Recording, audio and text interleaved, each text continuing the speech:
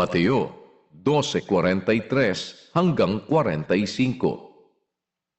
Datapwat ang karumal-dumal na espiritu kung siya'y lumabas sa tao, ay lumalakad sa mga dakong walang tubig na humahanap ng kapahingahan at hindi makasumpong. Kung magkagayoy, sinasabi niya, babalik ako sa aking bahay na nilabasan ko, at pagdating niya ay nasusumpungan niyang walang laman, walis na, at nagagayakan. Kung magkagayoy, yumayaon siya at nagsasama ng 7 pang espiritu na lalong masasama kaysa kanya, at sila'y nagsisipasok at nagsisitahan doon, at nagiging lalo pang masama ang huling kalagayan ng taong yaon kaysa una. Gayon din ang mangyayari sa masamang lahing ito. Awit 119:11. Ang salita mo'y aking iningatan sa aking puso, upang huwag akong magkasala laban sa iyo. Lucas 8:15. At ang sa mabuting lupa ay ang mga pusong timtiman at mabuti, na iniingatan ang salita pagkarinig, at nangagbubungang may pagtitiis. Ikalawang Korinto 5:17. Kaya't kung ang sino man ay na kay Kristo, siya'y bagong nilalang. Ang mga dating bagay ay nagsilipas na. Narito, sila'y pawang naging mga bago. Efeso 4:30 hanggang 31. At huwag ninyong pighatiin ang Espiritu Santo ng Diyos, na sa Kanya kayo'y tinatakan hanggang sa kaarawan ng pagkatubos. Ang lahat ng kapaitan at kagalitan at pagkakaalit at kadaldalan at panglilibak ay mga alis nawa sa inyo, pati ng lahat ng masasamang akala. Awit 103 hanggang 4. Alamin ninyo na ang Panginoon ay siyang Diyos. Siya ang lumalang sa atin, at tayo'y Kanya. Tayo'y Kaniyang bayan, at mga tupa ng Kaniyang pastulan. Magsipaso kayo sa Kaniyang mga pintuang daan na may pagpapasalamat, at sa Kaniyang looban na may pagpupuri. Mangagpasalamat kayo sa Kanya, at purihin ninyo ang Kaniyang pangalan.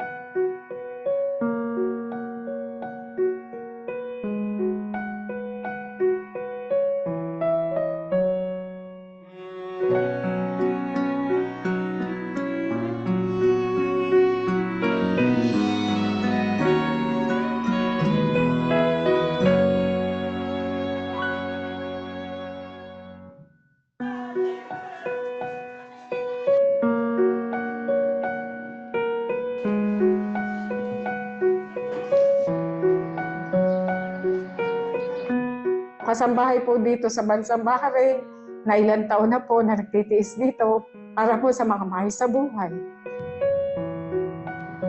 Sinadya ko pong magpunta rito, kahit po ayaw ng amo ko na payagan ako lumabas. Sabi ko po, may pre-medical doon, may optical. Sige na po, payagan niyo na ako. Ayun po, sige, pumayag naman po siya. Kaya ito po, salamat po sa Diyos na kapag-avail ng salamin.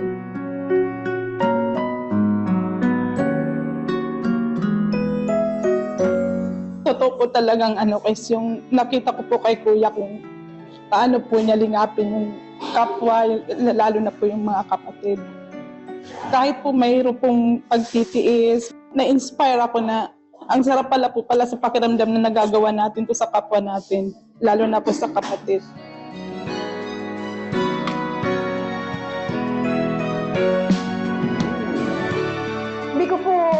akalain na ako'y kasama po sa wish granted. Kung salamat po sa Diyos, magagamit ko po ito sa pangkabuhayan. At alam po ng mga kapatid, kung ano pong pangkabuhayan nyo na nakakatulong din po sa gawain. Salamat po sa Diyos, sa mga kapatid dito sa Bansang Bahrain.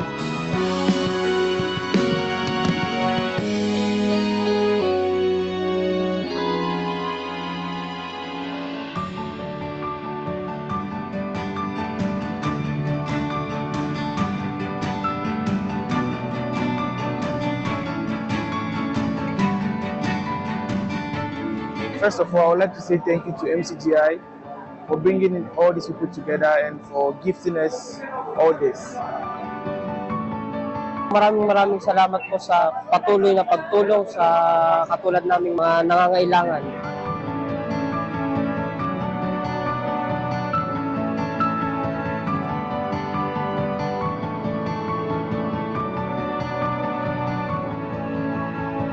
Maraming salamat sa pag-invite sa akin dito at pag-konsulta ko kasama ko sa inyong activities bilang sa eye check-up. Marami tayong natulungan ng mga kapwa natin na kababayan dito. Napakasarap po sa puso. Makita mo po yung mga kapatid at po yung mga kapwa-tao na nabibigyan po natin ng libreng serbisyo. Lalo na po yung mga nakakuha po ng mga sa MCGI Pre-Store, yung magkaroon sila ng mga serbisyong libre na hindi na po nila kailangan gumastos po ng pera, na alam naman po natin ng ibang kababayan po natin dito ay hindi naman po ganun kalaki yung sahod po nila. Doon na rin po, tinuturi din po sa atin ng ating kapatid na Brother Daniel na lagi po tayo magkawang gawa. Hindi lamang po sa ating mga kapatid, kundi na rin po sa ating kapwa-tao. Maraming salamat po sa Diyos. Pag-ibig!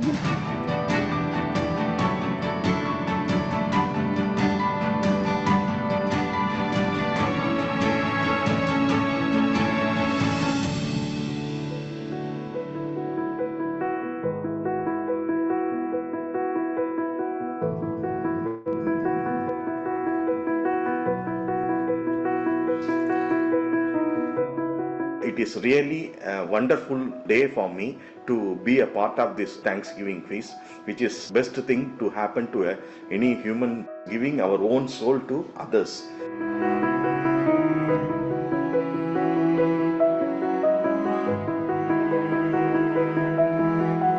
Sobrang saya po dito. Talaga sulit po. Kahit na magbabad ka buong araw dito, masaya lahat po.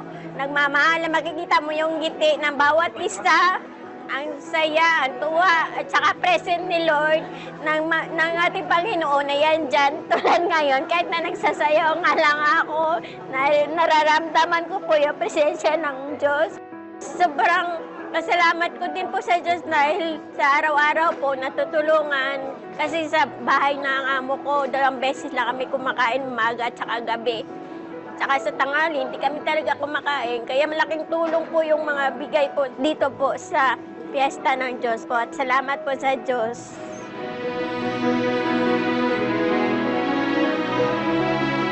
You are helping everyone, each and everyone with a free medical checkup, and even other nationalities also you welcome.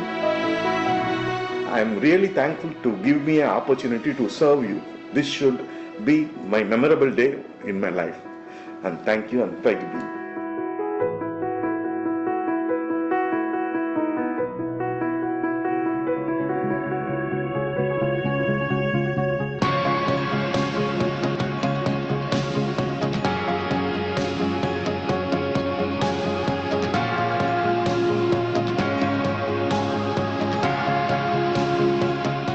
Ang pananampalataya po kasi natin dapat po ay may gawa. Dapat ang pananampalataya po natin ay nagbubunga po ng saktad na gawa. Salamat sa Diyos dahil napakasarap po sa pakiramdam na makabahagi po sa ganitong gawain.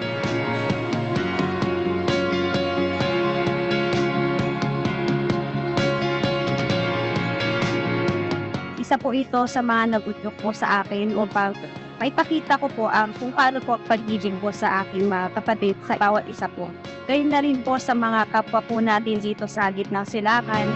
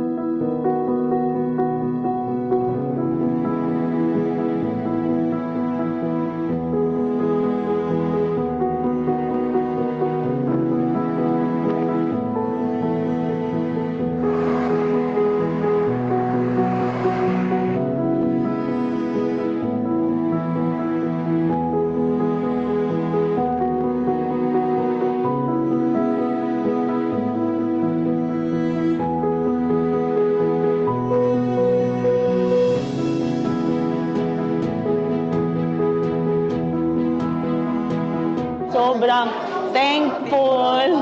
Kasi akalain mo, napunta kami dito, libre na check-up, libre na manicure, pedicure, lahat pagkain, may grocery pa kami pag-uwi. Ay, ang saya. Tama. First time na encounter ko sa Jordan, kayo lang ang nakilala kong nagbibigay ng ganitong program. Kaya super blessed and thankful talaga na nakilala ko kayo. Parang by heart talaga yung pag-welcome sa iyo ba. Sobrang na-in love ako, nabibigani ako napunta lagi. Hindi lang dahil kay Fiesta. Kasi parang ang sarap sa pakiramdam yung naririnig mo yung words ng Panginoon lagi.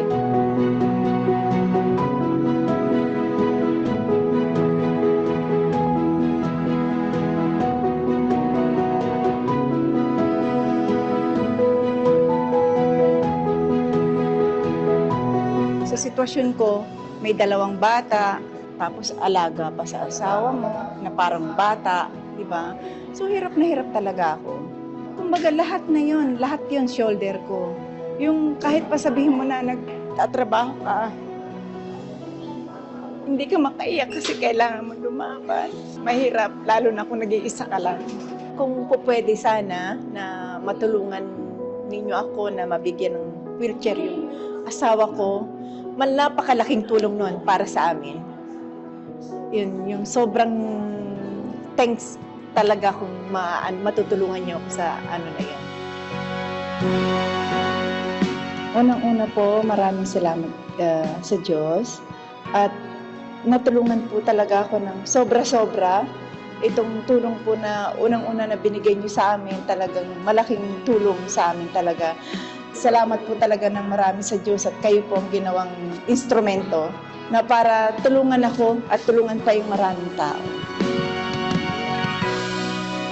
Sa mga kapatid sa iba't ibang panig ng daigdig, alam ko po sa tulong ng Diyos, sa pagtutulong-tulong natin, kasi nararamdaman ko na kapag kita natin sa bawat dako ng ating mga kapatid kung paanong umuusbong ang pag-iibigang itinuturo ng Diyos sa bawat isa sa atin. Ano gagawin po natin? Bawat aral ng Diyos, ingatan natin sa puso. At sa pag-iingat sa puso ng bawat aral na napapakinggan natin, sama-sama nating isagawa ang bawat aral ng Diyos.